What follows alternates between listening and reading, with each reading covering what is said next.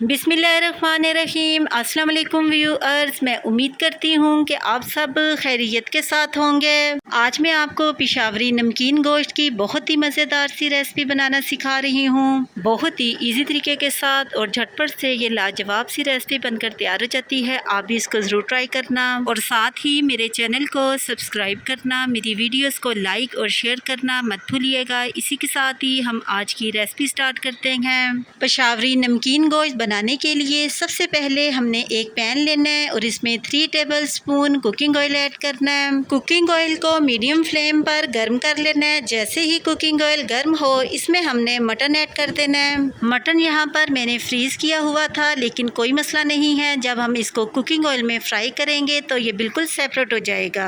चम्मच की मदद से इसको हिलाते हुए 10 से 12 मिनट तक मीडियम फ्लेम पर मटन को कुकिंग ऑयल में फ्राई करना है।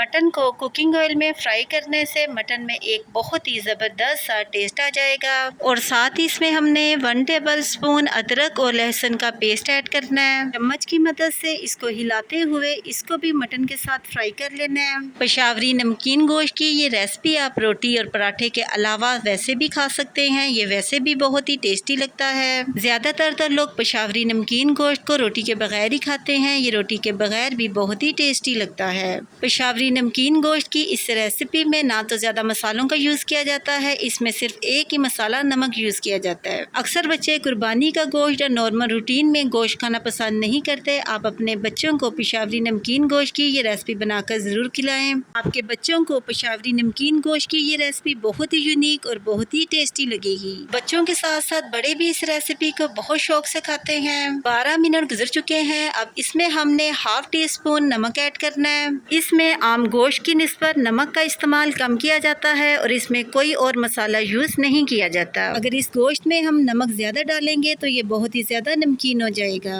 चम्मच की मदद से नमक को गोश्त में अच्छे तरीके के साथ मिक्स कर लेना है। अब इसमें हमने तकरीबन 1 से 1.5 गिलास पानी शामिल करना है। इसमें इतना पानी शामिल करना है कि इसमें गोश्त अच्छी तरह से गल जाए। चम्मच की मदद से इसको एक बार मिक्स कर लेना है और ढक्कन की मदद से इसको कवर करके मीडियम फ्लेम पर 1 घंटे के लिए इसको पकाना है। 1 घंटा गुजर चुका है। अब हम गोश्त को चेक करते हैं। आप देख सकते हैं कि गोश्त का पानी बिल्कुल ड्राई हो चुका है और गोश्त पूरी तरह से कुक हो चुका है। चम्मच की मदद से इसको एक बार हिला लेना है और 4 से 5 मिनट तक इसको ऑयल में भून लेना है। 5 मिनट गुजर चुके हैं और ज़बरदस्त सा पेशावरी नमकीन गोश्त बनकर बिल्कुल रेडी हो चुका है। अब हमने चूल्हे की फ्लेम को ऑफ कर देना है और गोश्त को अब हम एक प्लेट में निकालते हैं। माशाल्लाह से कितना ज़बरदस्त सा नमकीन गोश्त बनकर तैयार हुआ है। आप भी इस तरीके के मुताबिक नमकीन गोश्त की रेसिपी को ज़रूर बनाना।